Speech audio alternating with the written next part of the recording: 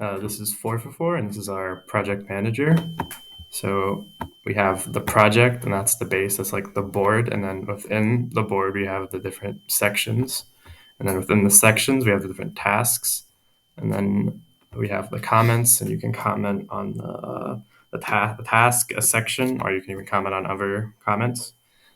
For we have singletons with our project list and our user list. One attribute that's unique about our project is instead of having a subclass for user with an owner of the project, we actually have uh, owner as an attribute of project. And that's our overview of the UML. Now let's get into the code. So the first thing we do in our scenario is we call our project facade, which is our big class that calls all our methods. And the first thing our user Atticus does is he logs in and with his username and password, which are both strings. And then he opens his project Electric Missiles.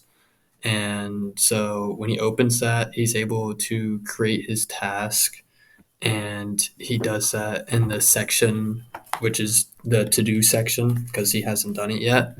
And so he can make his title of his task, which initialize super algorithm to detonate at warp speed, and then he can add his description and his priority and his type of the task, which is an enum called task type, which has new feature, bug, and I believe one other one.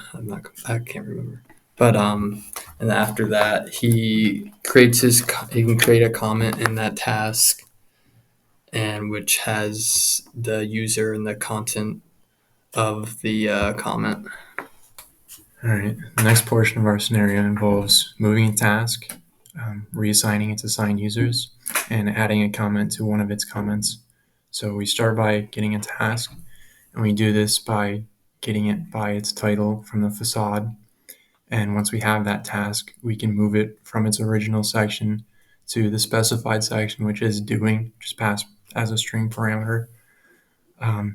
Next, we remove one of the task's currently assigned users, which is the current user that's logged in, which we get from the facade by calling facade.getUser with no parameters. Next, we add an assigned user by calling the same method but with a string parameter, which is the username of the user that we want to assign the task to. After that, we get one comment that's on the task, which we get by passing its content string into facade.getComment. And once we have that comment, we can add a comment to it, and we add the comment, "How about you do it, Jeff?" All right, the next thing our user does is create a new section, which groups our sections group tasks together. So the first thing that does, so our sections have strings titles, which holds the title of the section. And then we add that new section to the project list by adding the section to current project from the project list. And then we just return that section. It's all happening in the facade. And then the next thing our user does is create another task. So from our facade, we do get task, which loops through the project list and then loops through the task in the section. And if the title of that task equals the title, we return the task. And then the next thing our user does is moving the task. So to move the task, we just create another old section and make it null. And then we loop through the project list and then loop through the task in the section. And if that task title equals the title, we equal the old section to another section. Of course, all this data cannot be saved without the data writer class, which will save the user and the user's project by going into the array list of both users and projects and converting it into a JSON object and then putting that JSON object into its own JSON array and having that JSON array be written into its own JSON file.